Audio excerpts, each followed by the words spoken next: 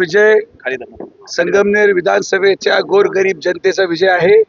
हा विजय संगमनेर विधानसभेच्या लाडक्या बहिणींचा विजय आहे आणि सर्वात महत्त्वाचं हा विजय संगमनेर तालुक्याच्या सर्व बेरोजगार युवकांचा विजय आहे, जे 40 वर्षापासून न्यायाची अपेक्षा करत होते। आज अमोल खताळच्या माध्यमातून माननीय मुख्यमंत्री एकनाथ शिंदे साहेब, उपमुख्यमंत्री फडणवीस साहेब, अजितदादा पवार साहेब आणि पालकमंत्री विखे पाटील साहेब महायुतीच्या एक संघ प्रयत्नातून सर्व कार्यकर्त्यांच्या माध्यमातून आज अमोल खताळ एका मोठ्या विजयाकडे वाटचाल करत या संगमनेर विधानसभेचे आमदार झाले। मी आज आवर्जून सांगतो की अमोल खताळ हे एकटे आमदार नाहीत, त्याच्या मागे उभा राहणारा प्रत्येक मुलगा हा यापुढे आमदार म्हणूनच नावाजला जाईल। हे शब्द सुजय विखे या ठिकाणी संगमनेर तालुक्यात जनतेला देतात। सर्वसामान्य लोकांची ताकद काय असते, सत्तेचा माज कसा असतो आणि सत्तेचा माज जे लोक करत होते, ज्यांनी लोकसभेमध्ये विजय मिळवला, त्यांना आम्ही महायुतीच्या माध्यमातून कसं कार्यक्रम लावला हे तुम्ही पारनेरलाही पाहिलं, संगमनेरलाही पाहिलं, नेवाशालाही पाहिलं। त्यामुळे मला विश्वास आहे की आज हा विजय या सगळ्या गढूळ राजकारणाचा, सगळ्या खालच्या पातळीवर झालेल्या भाषणाचा, आमच्या प्रत्येक माता भगिनी जिच्यावर हल्ला झाला तिचा, ज्या युवकांच्या गाड्या जाळ्या त्यांचा, अशा सगळ्यांचा संघटित विजय आहे। आणि म्हणून अमोल खताळ हा आमदार नसून सर्वसामान्य कार्यकर्ता म्हणूनच या संगमनेर विधानसभेच्या सर्वसामान्य जनतेची सेवा करणार। सरकार आपलं आलंय, आपल्या सरकारमध्ये मी महायुतीच्या वतीने शब्द देतो की जे शब्द अमोल खताळांच्या माध्यमातून संगमनेर तालुक्याच्या जनतेला आपण दिले, ते शब्द पूर्ण केल्यानंतरच पुढच्या विधानसभेला मतं मागायला सुजय विखे परत येईल ही खात्री मी संगमनेरला देखील दिवा मिळेल, कारण एवढा मोठा दिग्गज। हे पहा, कोणाला काय मिळेल हा महत्त्वाचा दिवस नाही। आज माझ्या वाढदिवसाच्या निमित्ताने संगमनेर तालुक्याच्या जनतेने मला सगळ्यात मोठी आयुष्यातली भेट दिली।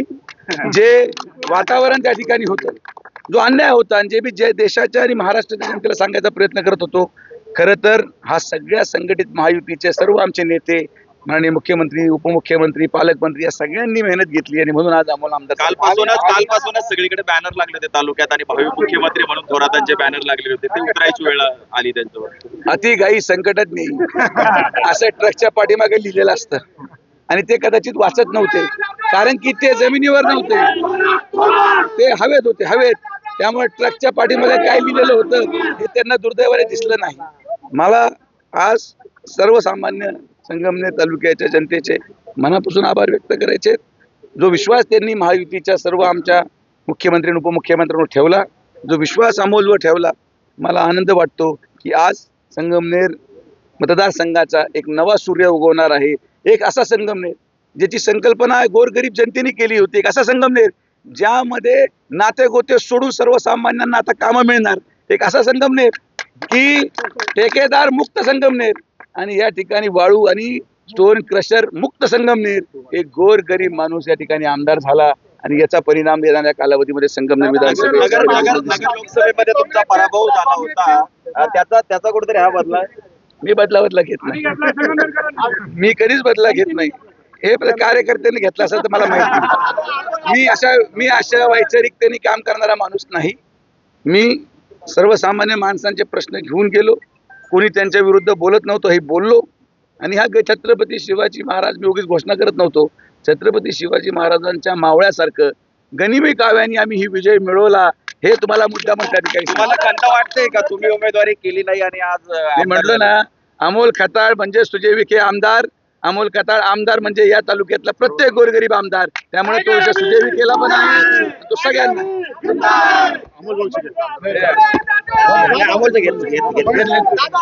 काँग्रेसच्या लोकांचं साथ होती असे म्हटले जाते, तर काय वाटतंय यावर आपल्याला संगमनेरमध्ये? आम्हाला इतर कुठलाही पक्ष असू, आम्हाला सगळ्यांच्याच लाडक्या बहिणींची साथ होती, एवढंच मी तुम्हाला सांगतो। माईक कोणाचं पडलंय रे? हे मला त्यांचे आभार व्यक्त करायचे की त्यांनी ती टॅगलाईन शोधून काढली आणि लोकांनी आता संगमनेर दहशतमुक्त करून टाकलं।